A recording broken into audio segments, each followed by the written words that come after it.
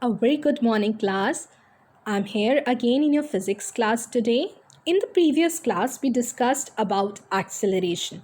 Let's quickly revise about acceleration and then we will move ahead to our next topic. Acceleration of a body is defined as the rate of change in its velocity upon time taken. क्या होता है acceleration? जितना body में change आ रहा है उसकी velocity में upon time taken for the change. This change in velocity is represented by final velocity minus initial velocity. Final velocity by v, initial velocity by u. Time taken for change is t. So the formula of acceleration becomes v minus u upon t. SI unit of acceleration is meter per second square. Now we will discuss about types of acceleration. Basically, there are two types of acceleration, uniform acceleration and non-uniform acceleration. The first one is uniform acceleration.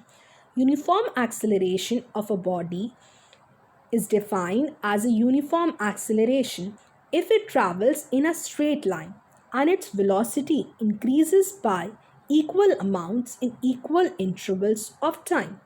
इसका क्या मतलब हो रहा है? अगर एक body travel कर रही है, उसका चेंज आ रहा है वेलोसिटी में. जो चेंज आ रहा है वेलोसिटी में वो इक्वल अमाउंट से इंक्रीज़ करना चाहिए. मीन्स अगर 20 मीटर पर सेकेंड चल रहा है तो 40 metre per second, then 60 metre per second. तो ये इंटरवल्स क्या है? सेम रहना चाहिए. और जो टाइम का इंटरवल है वो भी जैसे 2, 4, 6 टाइम भी ऐसे चेंज होना चाहिए.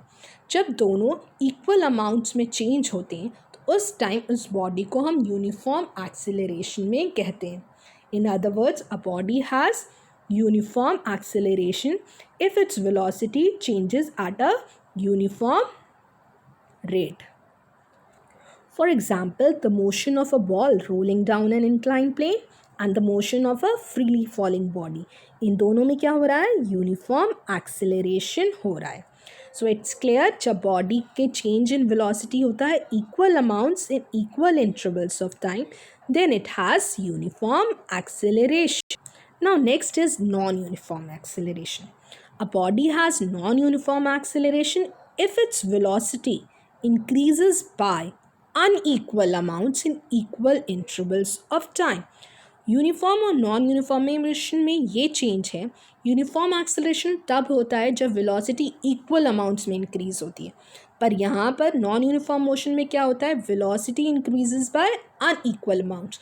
पहले मतलब समझो 20 मीटर पर सेकेंड पे चल रहा था, फिर 30 पर, फिर 40 पर, फिर 60 पर, 80 पर. मीन्स ये जो अमाउंट जो इंक्रीज़ हो रहा है वो इक्वल इंटरवल्स में नहीं हो रहा है. तो उस टाइम पर उस बॉडी में क्या होगा? नॉन यूनिफॉर्म एक्सेलरेशन होगा. In other words, a body has non uniform acceleration if its velocity changes at non-uniform rate. Now we come to a next very important topic, that is retardation, जिसे हम deceleration और negative acceleration भी बोलते हैं. एक simple से example से मैं आपको समझाती हूँ. एक ट्रेन है, वो चल रही है.